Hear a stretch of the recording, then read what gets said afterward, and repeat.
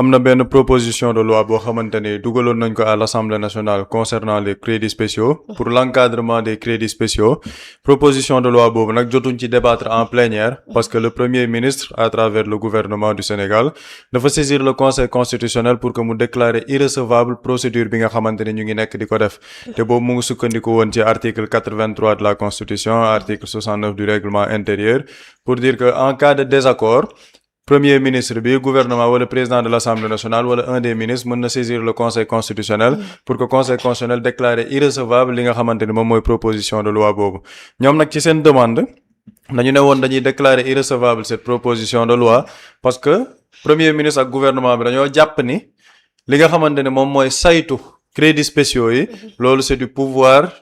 discrétionnaire du président de la République c'est-à-dire que dafa nekkul dans le domaine législatif dafa nekk dans le domaine réglementaire te quand on parle du domaine réglementaire mooy foofu xëy na président moom moo ci am sañ-sañ à travers un décret léegi nag ñoom loolu lu ñu demandé woon le conseil constitutionnel ci ginnaaw loolu assemblée nationale tamit surseoir à plénière bi nga xamante ni waroon nañ ko def pour saytu ci proposition de loi boobu conseil constitutionnel amoon benn délai de 8 jours pour mën a joxe sa décision te le conseil constitutionnel joxe na sa décision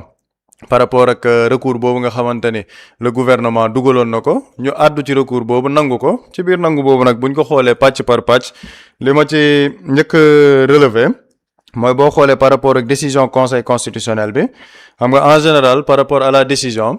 dañu naan vu la loi organique cité loi yi après ñu ne vu la requête introduite par le premier ministre le 18 août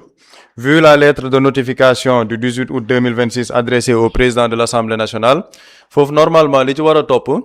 mooy vu la réponse du président de l'Assemblée nationale parce que recours bu amee conseil constitutionnel dañuy dem wax président de l'Assemblée nationale lii moo am comme recours lan ngay joxe comme élément de réponse mais fii da ngay gis ni l'Assemblée nationale n'a pas répondu parce que da ngay gis ñu ne vu la lettre de notification du 18 août 2026 au président de l'Assemblée nationale vu les autres pièces du dossier le rapporteur est entendu après en avoir délibéré conformément à la loi donc xëy na foofu li ñu fa mën a jàppagum mooy l'Assemblée nationale n'a pas jugé nécessaire d'apporter un dossier de réponse par rapport ak recours bi nga xamante ni gouvernement bi defoon na ko loolu muy benn bu ñu demee xool par rapport ak nag décision bi parce que je pense que loolu moo ñu ci gën a intéressé le conseil constitutionnel effectivement dafa déclarer irrecevable la proposition de loi ne effectivement gouvernement bi am nañ yoon et que proposition de loi bi dañoo nekk di dugal seen loxo ci loo xamante ni pouvoir exécutif wala président de la République moo ko am ci domaine réglementaire boo demee xool dans le considérant 9 ci décision bi dañu ne considérant pour contester la recevabilité de l'alinéa 2 de l'article 3 de la proposition de loi attaquée, le requérant a affirmé que le règlement général sur la comptabilité publique qui évoque en son article 18 foofu dañoo cité fi nga xamante ni foofu la ñu sukkandiku mooy le règlement général sur la comptabilité publique ci article 118 bi ñu ne la notion de crédits spéciaux attribue expressément au pouvoir réglementaire, c'est-à-dire le président de la République, la faculté d'apporter des dérogations aux règles relatives à l'engagement, à la liquidation, à l'ordonnancement, au paiement, à la justification ou au contrôle concernant cette catégorie de crédit. ñu ne ñoom boo demee xool ci règlement général comptabilité publique boo demee article 118 lépp loo xamante ni dafay jëm ñoom ci li ñu cité dafay jëm ci indi ay dérogation ci paiement bi liquidation bi ordonnancement mooy maanaam nga joxe ndigal pour ñu fay dara paiement à la justification et ou au contrôle concernant cette catégorie de crédit ñu ne loolu président de la République moo ko moom foofu ce n'est pas du domaine législatif c'est-à-dire que considérant 9 boobu ci la ñu sukkandiku en grande partie pour déclarer irrecevable la proposition de loi foofu nag ma bëgg après nit ñi taxaw ci loolu parce que dinaa ci ñëwaat parce que ci biir considérant 9 bi le conseil constitutionnel article 118 bi daf ci am yum ci yokk yoo xamante ne nekkul ci article 118 bi te loolu man je pense que c'est une erreur d'appréciation grave xëy na après ñoom dinañ mën a justifier lan moo tax ñu yokk ko ci loolu dinaa ci ñëwaat boo xoolee considérant 9 bi loolu la boo demee après ci considérant 18 parce que booy xool par rapport ak décision yi yooyu moom moo ci gën a simple yi ñu ci mën a jàpp ñu ne considérant qu'en procédant ainsi le législateur ordinaire est intervenu dans une matière dont la Constitution a confié l'organisation au législateur organique et par suite méconnu les dispositions de l'article 67 alinéa de la Constitution ñu ne ñoom député yi ba ñuy ñëw di dugal seen loxo ci loolu dañoo génn ci domaine législatif bi c'est-à-dire que dañoo dugal seen loxo foo xamante ni ce n'est pas le domaine législatif te foofu ubbi nañ benn brèche conseil constitutionnel dañ ne bu fekkee ni dañoo bëgg xëy na ñëw ne dañuy addu ci lépp lu jëm ci crédits spéciaux yi mën nañ ko jaaree feneen fudul ci li nga xamante ne moom mooy proposition d'encadrement bi mais par le vote d'une loi organique notamment la loi organique numéro 2020-07 du 26 février 2020 relative aux lois de finances loi boobu noonu buñ ko soppiwee dugal ci wàllum encadrement bi saytu bi ni député yi mën nañ ko def foofu xëy na mën na jàll parce que bu boobaa article 67 bi moo ne les lois de finances ak yooyu ñoom ñooy établir lépp luy jëm ci ressources ak charge état yeeg dépenses yi donc xëy na bu fekkee ne dañoo bëggoon a dem ci contrôle crédits spéciaux yi bu ñu jaaree ci article boobu jaarale ko par une loi organique mooy la loi de finances boobu xëy na doon na mën a jàll li tax ma ni nañ ñëwaat ci considérant 9 bi parce que bu ñu xoolee considérant 9 bi conseil constitutionnel dañ ne article 118 bu règlement général sur la comptabilité publique dafa joxe possibilité au pouvoir réglementaire mooy le président de la république indi ay dérogation ordonnancement paiement justification ou contrôle nañ jàpp justification ou contrôle parce que boo xoolee ci wàllum crédits spéciaux yi li ci proposition de loi bi bëggoon indi mooy ñu mën a justifier les dépenses ba pare mën a contrôler les dépenses conseil constitutionnel ne loolu mu ngi ci article 118 bi ba pare bu règlement général de la comptabilité mais ba ñu demee xool règlement général de la comptabilité bi boo xoolee article 118 bi dañu ne les règles relatives à l'engagement à la liquidation à l'ordonnancement et au paiement sont applicables à l'ensemble des dépenses publiques de l'État amul fenn foo xamante ni ci biir article 118 bi cité nañ fa justification wala contrôle article 118 bi waxu justification wala contrôle article 118 bi ça parle d'engagement liquidation ordonnancement ak paiement te boo demee ci considérant 9 bi nga xamante ni conseil constitutionnel dañoo joxe seen décision foofu dañ fa wax engagement liquidation ordonnancement paiement xam nga loolu la 118 bi wax mais ñoom dañ cee yokk justification ou contrôle te pourtant nekkul ci article 118 bi loolu ma jàpp ni loolu les députés de Pastef notamment xëy na bu fekkee ni dañoo bëgg def benn déclaration wax ak askan wi foofu c'est à relever parce que fii le conseil constitutionnel yokk na ci disposition bi loo xamante ne jàpp naa ne nekku ci parce que boo demee xool article 118 bi ñoom article 118 bi fenn lañu yem muy engagement liquidation ordonnancement paiement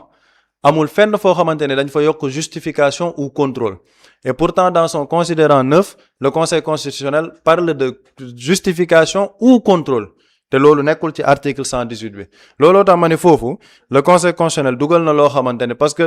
on parle de la loi mais il y a aussi l'esprit de la loi esprit de la loi fii lan la woon contrôler les crédits spéciaux ñu mën a justifier les dépenses qui sont engagées ci crédits spéciaux yooyu conseil constitutionnel nee na nag loolu du cëru assemblée nationale parce que c'est du domaine réglementaire mais moom fu mu sukkandiku ci article 118 bi amul fenn fu ñu wax justification ou contrôle engagement la ñuy wax paiement ak ordonnancement donc foofu ma jàpp ne foofu conseil xaw ma erreur matérielle la xaw ma nuñ ko mën a tuddee et c'est la deuxième fois tamit ma gis genre interprétation yi parce que bu ñu fàttalikoo par rapport ak defe naa révision constitutionnelle ba la woon am na benn recours bu ñu dugaloon recours boobu le texte le règlement intérieur qu'est-ce qu'il dit dañ ne le gouvernement mën na saisir le conseil constitutionnel ci lii ak lii pour le vote bloqué loolu ci vote bloqué bi la woon ñu ne gouvernement bi ci procédure législative ci ni ñuy saytoo texte bi ñuy waxtaanee mën nañ convoquer le principe du vote bloqué et dans sa décision rendue le conseil constitutionnel bindul le gouvernement dafa ne le président de la république mën na évoquer le principe du vote bloqué te pourtant boo demee ci constitution bi amul fenn foo xamante ne dañu ne le président de la république wala ci biir règlement intérieur assemblée le président moom mën na évoquer le principe du vote bloqué foofu le gouvernement la ñu wax te conseil constitutionnel dafa ñëw bindul le gouvernement dafa ñëw bind le président de la république mu nekk encore une deuxième erreur boo xamante ni commencé woon nañ ko ci principe bu vote bloqué man ma jàpp ne vote bloqué bi c'était benn porte bu ñu ubbil l'exécutif pour que mu am un droit de veto sur toutes les initiatives parlementaires fii tamit par rapport à la justification et au contrôle jàpp naa ne yokku nañ ci article 118 bi loo xamante ne nekku ci maintenant il restera à voir quelle sera la suite de la procédure parce que maa ngi koy wax ñoom ñu ngi wax par rapport ak loi de finance bi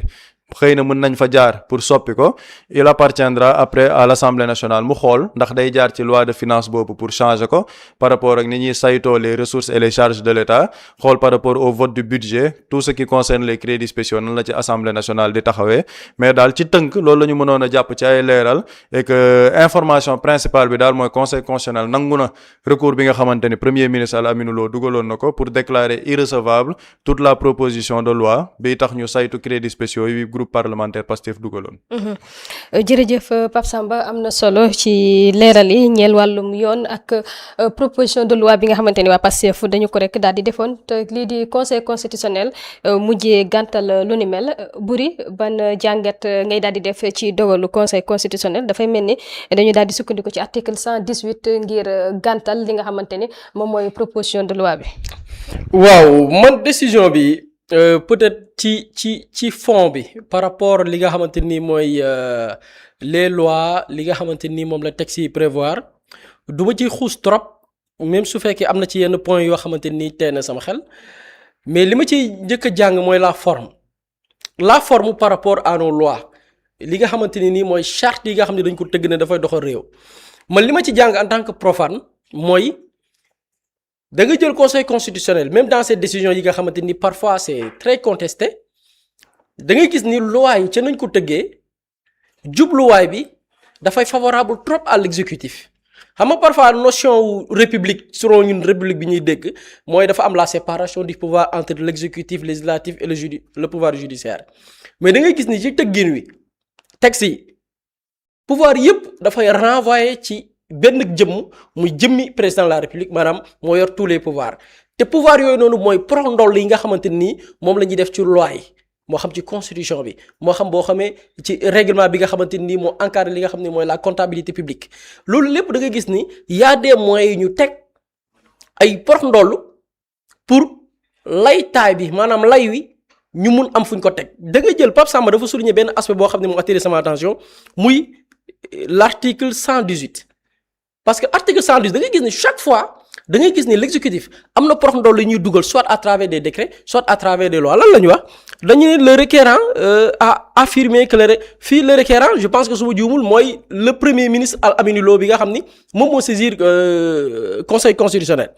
ñu ne a affirmé que le règlement général sur la comptabilité publique qui évoque en son article 118 alinéa 2 la notion de crédits spéciaux attribue expressément au pouvoir réglementaire la faculté d'apporter des dérogations aux règles relatives à l'engagement, à la liquidation, à l'ordonnancement, au paiement, à la justification maanaam fii xam nga lan la ci conseil constitutionnel di jublu maanaam premier ministre bi nga xam ne moom moo def recours bi maanaam àndul ci proposition de loi bi waa Pastef def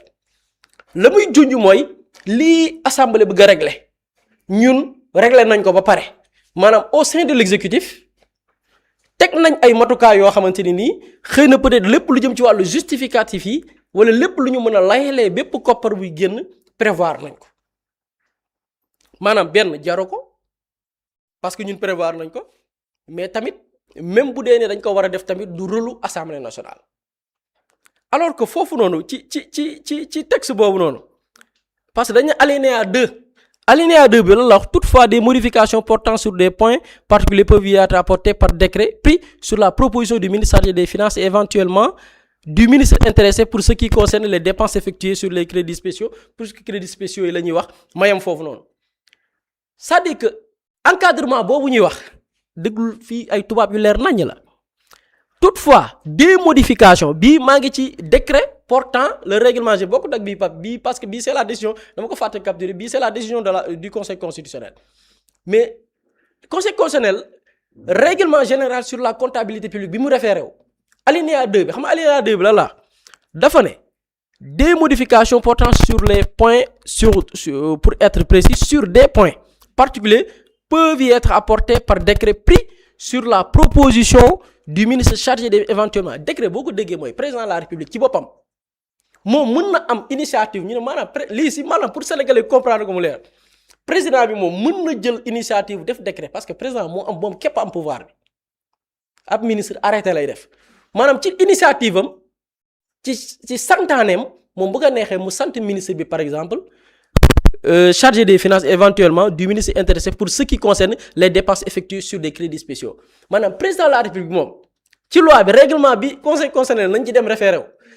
règlement boobu noonu dafa ne président moom bu ko neexee su ko neexee par décret mën na sant ministre bi par exemple mu demander ministre des finances par exemple Diomaye sant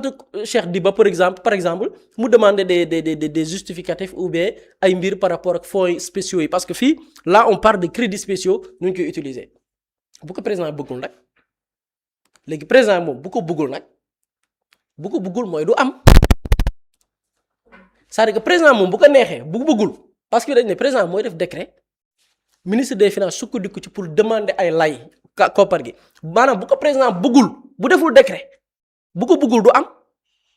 kon problème bi réglé nañ ko réglé wuñ ko bi nga xamante ni nii moo ñeel wàllu comptabilité publique réglé wul mbiru crédit parce que dafay neex président ñu caytu neexu ko kenn ko caytu léegi bu dee président par exemple man bu dama jël exemple sax bopp man buri bëgguma nekk président de la république nag ma nekk président de la république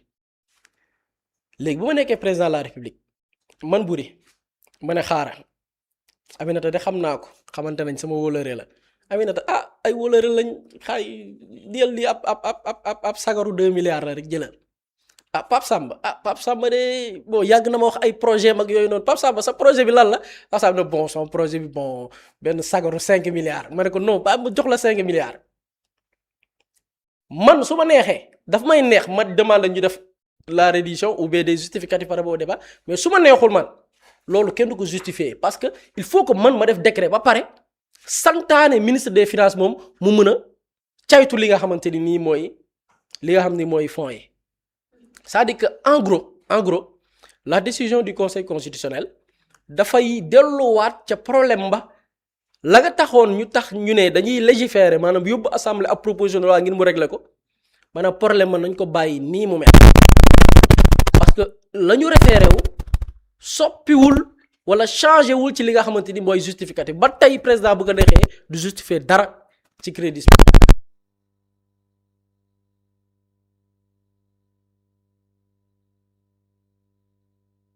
parfois da ngay gis sa pàcc ñu ci bari di coow ci li nga xam ne nii mooy loi bi ñu accepté Pastef revers bi demati nañ conseil constitutionnel ñu gàcceel leen ñu ci bari ñu jël débat bi orienté ko ci farda boobu noonu mais coow li loolu du débat bi le débat xam nga mooy lan nit moo def campagne comme ni ma ko jibalee ne tey coow li dañ ko jël bëgg ko orienté ci décision bi Pastef la ñu daan Pastef bii mooy seen énième revers gars yi mënuñoo bind proposition de loi mais cëslaay bi lan la président de la république bi ci boppam moom moo dem dagaan baatu askan wi bind ci programme am ne les fonds yii ñuy tudd dañ koy encadrer te ni ñu koy encadrer ci biir programme président Diomaye mu ne ñaari député yoo xam ne bokkuñu fu ñu far ñaari magistrat yoo xam ne cour des comptes leen di jëlee mu am kenn ku leen présider maanaam di seen kilifa lii président moo ko wax président bi moo dem ba jot le pouvoir parce que damay dégg ñu bari ñu ne question de timing bi fu mu jógee loolu aussi l'historique nañ ciy bàyyi xel dañu falu tak l'ancien premier ministre Ousmane Sonko demandé président de la république mbiru fonds yi de ñoo ko diggoon président ne ko xaaral jëlal la chronologie mi ngi dans le gouvernement ñu ne jarul xam nga tey tappalekat yi bokk ci la mouvance présidentielle lan la ñuy wax président bi dafa ànd ak ay nit ñu koy xeex moo tax mu génne leen ci gouvernement bi créé partem lan moo tax xeex bi ñuy wax naan partem ñu koy xeex xam nga lan la mooy digg yii ñuy doon wax yow président lii sama programme la woon Sonko président nekkatuma candidat ñu remplacer le même programme parce que c'est le même projet muy Pastef bu doon beneen jëmm itam même projet lay nekk président bi ne ko xaaral le premier ministre toogaat tuuti dégg ni Guy Marius Sagna mi ngi daaja def une proposition de loi ngir ñu encadrer les fonds spéciaux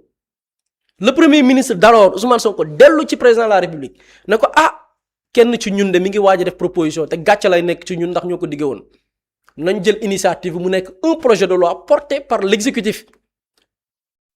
mu dem ñaan gii na ko xaaral président na jël décision mu toog di déglu président de la république toog président de la république Bassirou Diomaye Faye yooyu ci yàbbiwu ci ñu demaat ba ci biir moom premier ministre Ousmane Sonko bind te lii may wax boobu Ousmane Sonko mi ngi dans le gouvernement bind moom jël ay experts ñu liggéey ci def une proposition ou bien un projet de loi boo xam ne l'exécutif moo koy porté bañ ne ci seeni liggéey sax dem nañ ba gis benn projet boo xamante ni Mamadou Dia moo ko bindoon régler problème yépp ñu dem dugal ko proposer ko président ñu dal ko dugal en conseil des ministres pour que conseil des ministres bu ko adopté après le projet ñu mën ko jox assemblée nationale mu voté ko président Diomaye ne waa xaaraatal mu xaaraat toogaat tuuti président yooyu ci yàbbiwu ci moom mu inscrire Ousmane Sonko inscrire mbir mi à l'ordre du jour maanaam tey nañ ko waxtaanee conseil des ministres mu am l'avant conseil des ministres bi nga xam ni ndaje la bu jiitu gannaaw avant jëwriñ ñëpp di toog président gis ko ne ko lii lan la mu ne ko lii mooy fonds yi ñu war a encadrer président ne dañ ko ci génnee te dafa am beneen position bi ci Ousmane Sonko mu ne boobu nag président dafa mer bi mu déggee Guy Marius Sagna mi ngi def proposition de loi njëkk naa mer ne lan moo tax mu koy def beneen mer bi ko Ousmane Sonko inscrire ci li nga xamante ni mooy la ñu war a càmbar en conseil des ministres président mer ba fut te bi mu koy wax nee na y avait Camara le ministre de l'enseignement supérieur ak keneen ku ko teewaat damay fàtte tur bi pour bañ Al Aminou Lo ak Boubacar Camara teewe woon nañ ko maanaam amoon na ay seede président nee na président mer ba fut donc foofu y a problème président bu demee bay met ci crédits spéciaux yi rek ou bien les fonds spéciaux y a problème léegi président moom nag ñu koy xaar lan la nar ci mbir mi mu xamal ñu ko jour bi mu defee sortie mooy l'interview mu accordé le doyen Moustapha Diop El Hadji Assane Gueye ak Papa Alé Niang président wax nag moom sa position ferme nag par rapport aux fonds spéciaux lam ca bëbët mooy la ñuy génnee ci fonds ya di ko def ci ay mbir loolu dafa laaj sutura maanaam mënuñu génnee xaar di ko jox diw après mu am ñu koy te kenn waxul lañ koy publicité de dañ ne mu am ñu koy topp ñu ne non dafa ànd ak sutura maanaam benn cercle restreint daal ñoom waruñu ko yëg yow par exemple les fonds yi ñuy dépensé ci wàllu renseignement armée par exemple yenn affaires yi ñuy jënd est-ce que penc mi yëg nañ ko armée am na ay armes yu ñuy jënd yoo xamante ni c'est tracé est-ce que génn na est-ce que man mi yëg naa ko yow yëg nga ko kenn yëg ko ñu ne la juróomi nit yoo xam ne dañuy prêter serment parce que dañ ne ay membres assermentés lañ maanaam balaa ñu leen di tabba dañuy waat maanaam ñooñu dañ leen di nangul seen bonne foi président ni sutura foofu lañ xamee nag kii bëgg koo def nga gis la manipulation mooy lan la manipulation mooy lii lépp bu gars yi di def narratif bi dañ koy jalax sànni fële ne noo diw dafa génn ci gouvernement bi soo ko def cette proposition de loi non l'historique mi ngi nii historique bi lii la fii la tàmbalee président bi moo musul am volonté wu ñu réguler wala encadrer li nga xam ne mooy les crédits spéciaux mais ñëpp yaakaaroon nañ ni xëy na loolu ci exécutif la yem mais bu amee ñu am initiative xëy na kat le président du ci dellu ginnaaw mais ñu gis ni le président ba tey li lal mbir mi du question fi ñu bëgg a orienter débat bi de question de légal la ou bien kii moo am prérogative bi non yuqu wi xam nga lan la l'exécutif bëggul ñu leeral ko coow li du ni ñu bindee ni ñu articuler non alinéa bi proposition bi lii domaine exécutif la lii de non débat bi du foofu loolu c'est un faux débat loolu porox ndolu la parce que tey le pouvoir exécutif buy def recours foo mu wut laytaay gi mooy faa mu référé wu ci ay article ci ay texte ñoom ñëpp ay juristes ñoo leen wër juristes yooyu noonu mais xam-xam la ñu am xam nañ ci yan porox ndolu la ñu mën a jaar tey pour li nga xam ni mooy recours ba conseil concerné mën koo valider parce que comme ni ma ko jibalee ci njëlbeen et c'est très important on a l'impression que non loi dañ ko tëgg pour que mu favoriser l'exécutif ci lu ñu gis ak loo xam ne ay sew-sew la yoo xamante ni ëllëg même buñ ko mettre droit au mur moom am na porox ndoll bu mu mën a jaar pour génn ci loolu moo taxoon réforme bi ñu naan il faut diminuer les pouvoirs du président de la république président Diomaye diggee woon ko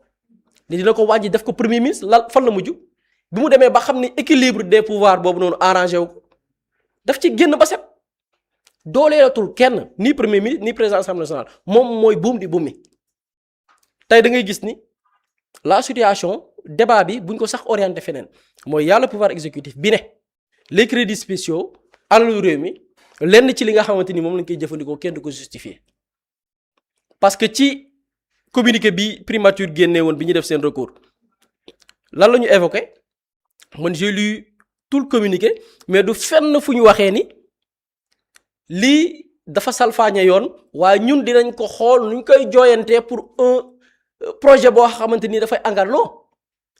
dégguma ci benn projection ci ñoom dinañ tëgg projet de loi ay projet de loi pour encadrer fonds yi bokkul ci seen programme mooy lu assemblée gas ñu suul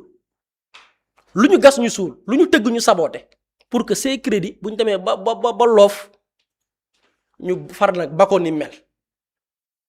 au profit de qui on le sait xam nañ ko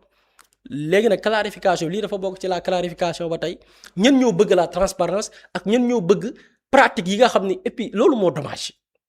ce qui est dommage avec le régime du président Bassirou Diomaye Faye mooy président Diomaye day ñëw moom di référé wu ci ay pratiques yi fi nekkoon maanaam moom saa yu wut cëslaay dara danaan non lii loi moo ko wax mais loi fii nga ko fekk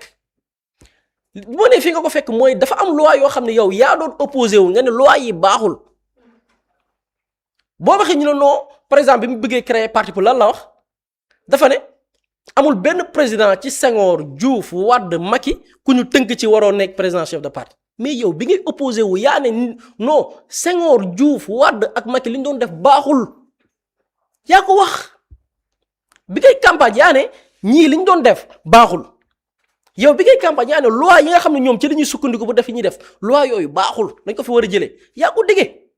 ce qui est dommage la déception avec président Diomaye mooy moom dafa ñëw nag léegi ñooñu loi yi ñu doon référé wu di def li ñuy def moom mu ñëw sukkandiku ci même loi yooyu noonu pour perpétuer la ñooñu doon def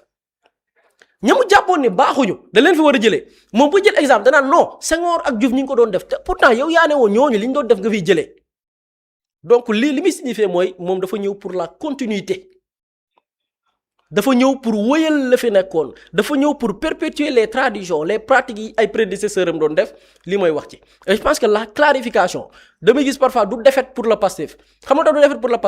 Pastef wane na ni ñoom ca lañ diggoon Sénégalais yi ba ñu nekkee au pouvoir ak ba ñu leen génnee dans l'exécutif ña nga ca ba tey muy la démarche pour leeral que tous les fonds soient transparents ñu mën ko tracer mu am ay justificatifs xam na ni ñoom ñi ngi seen position ba tey clarification bi mooy ka nga xam ne nag moom dafa doon diggal lépp à travers ay vidéos les chroniques yi mu doon def sur Jotna TV à travers des posts sur Facebook des émissions yi mu participé kooku moo dem ba jot le pouvoir moom la mu diggee woon yëpp xëy na peut-être am na ñoom li ñu dippee les réalités du pouvoir et man dama jàpp ne les réalités du pouvoir amul je suis pour pouvoir dafay am nu muy doxalee nga ñëw soppi ko lii mooy le vrai changement donc ñoom nag dama gis ni wane nañ ni newuñu fi pour le changement dañu ñëw pour la continuité c'est-à-dire que benn jour maa koy wax ñu bari dégguñ ma maanaam ñu ci bari ci sénégalais bu fekkoon ni Diomaye daf leen jaayoon plan continuité tey ñu nommé woon ñu élire plutôt Amadou Ba c'est-à-dire que lii mu nekk di def nii bu ko digg woon ba muy campagne sénégalais yi fal Amadou Ba parce que Amadou Ba dafa ñëw présenté wu en tant que le candidat de la continuité parce que Amadou Ba quoi que l'on puisse dire li mu gëmoon moom wax na ko Amadou Ba lan la gëmoon dafa gëmoon ne bu ñëwee du def la reddition des comptes parce que réew mi 2021 2024 dafa bari ay coow du fi ñëw di soulever ay dossiers yoo xam dafay nekkaat yeneen coow Amadou Ba wax nañu boppam nëbbuñu boppam au contraire Amadou Ba jàkkaarloo na ak sénégalais wax leen ni man je suis le candidat de la continuité Amadou Ba bu ko sénégalais faloon tey mu continuer ci li mu yàlla xam ne ni ñun ñii duñu am droit sax toog di clash Amadou Ba xamul tax parce que la mu digge la toog wax ko sénégalais fal ko ci la majorité lépp lu ñu décidé mais dañ ciy plié loolooy démocratie mais Amadou Ba bi promouvoir rupture astafurlah continuité Diomaye ñëw teg rupture moom ñëw moom pour ñu fal ko pour rupture ba pare mu ñëw moom di def la continuité donc dama ne bu amee kuy rus ci lii bu amee ñoo xam ne war nañu am gàcce mooy ñi digge woon bi ñuy wut lii dem ba jot le pouvoir dem doxalee neneen ñooñu tey ñoo waroon rus ñooñu tey ñoo waroon am gàcce ci kanamu sénégalais mais pas ñi nga xam ne tey la ñu digge woon au moins ils ont fait des efforts pour que loolu muy cette reddition des comptes la transparence par rapport à nos deniers ñu leeral ko ñooñu pour man amuñu daraay gàcce ña gàcce war a jàpp mooy ña diggee woon lii dem ba des réalités yu kenn maîtriser wul dem jël beneen yoon et je pense que lii ay jàngat la sénégalais yaa ngi xippi seen i bët di gis li leer te wóor mooy xam nañ ñi bëgg transparence xam nañ ñi nga xamante nii ñoom sont les adeptes de la continuité solo Boury Pape Samba tey ëllëgu proposition de loi bi nga xamante ni député yu Pastef dugaloon na ko foofee ci assemblée nationale lan lay doon ginnaaw bi ñu dugalee li nga xamante ni moom mooy proposition de loi bi al amin doo saisir conseil constitutionnel sukkandiku na ci ay article ba rejeté lu ni mel tey ci yan prox ndollu la waa Pastef mën a jaaraat ba delloowaat loi bi foofee nga xamante ni moom mooy ci penc ndawi réew mi. mën nañ jaar ci loi organique bi ma doon wax sànq bu ñu jaaree ci loi organique boobu mën nañ fa jaaree peut-être pour le contrôle des crédits spéciaux mais gis nga lii ñuy waxtaanee nii mooy proposition de loi bi ak recours conseil constitutionnel bi nga xamante ne dafa déclarer irrecevable mbir mi gis nga li ñuy waxtaanee nii ce n'est pas un problème de droit c'est un problème de morale et un problème d'éthique parce que malheureusement gars yi xam nga